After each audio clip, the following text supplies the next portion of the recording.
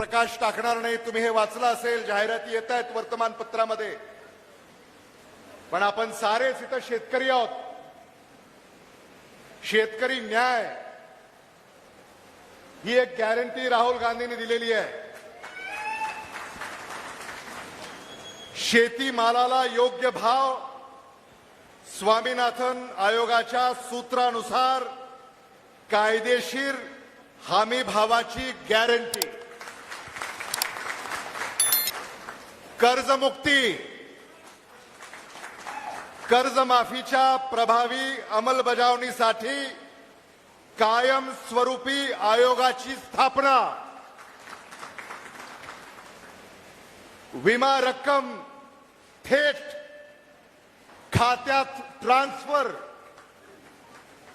पिकाचे नुकसान झाल्यावर विम्याची रक्कम 30 दिवसात थेट बँक खात्यात ट्रान्सफर करण्याची गॅरंटी,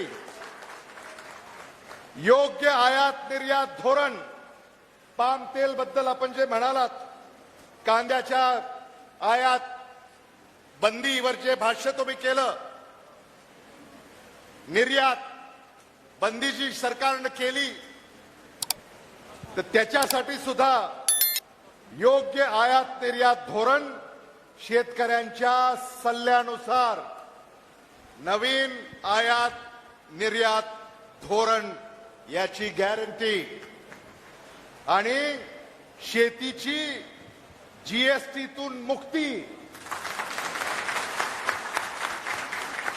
शेतकऱ्यांना लागणाऱ्या सर्व उपकरणावरील जीएसटी काढून टाकणार ही गॅरंटी.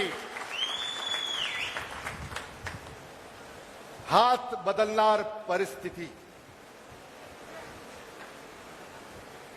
आणि म्हणून याच्यासाठी आपल्याला इंडिया अलायन्स सरकार याला पाठिंबा द्यायचा आहे. आज मी हा शिवसेना पक्षाचा स्कार्फ, उल्हासदादा, हा स्कार्फ सुद्धा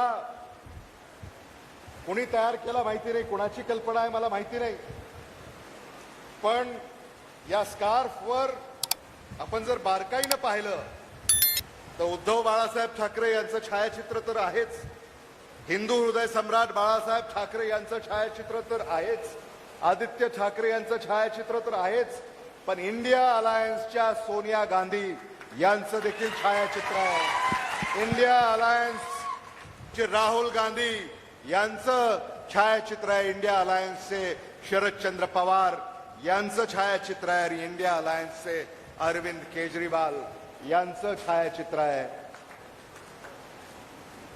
आपल्या पुढे आहे.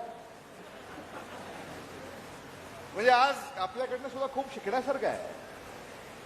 आणि म्हणून या इंडिया अलायन्सच्या पाठीशी आपल्याला उभं राहायचं आहे. महाविकास आघाडीच्या पाठीशी आपल्याला उभं राहायचं आहे. आणि पेटती मशाल घेऊन हाती, माझ्याबरोबर आपल्याला सगळ्याला म्हणायचं आहे, पेटती मशाल, पेटती मशाल घेऊनही हाती, वाजवावी विजयाची तुतारी. धन्यवाद. जय हिंद, जय महाराष्ट्र. धन्यवाद भैयाजी. खूप मोलाचं मार्गदर्शन या ठिकाणी आपण असंख्य कार्यकर्त्यांना केलं.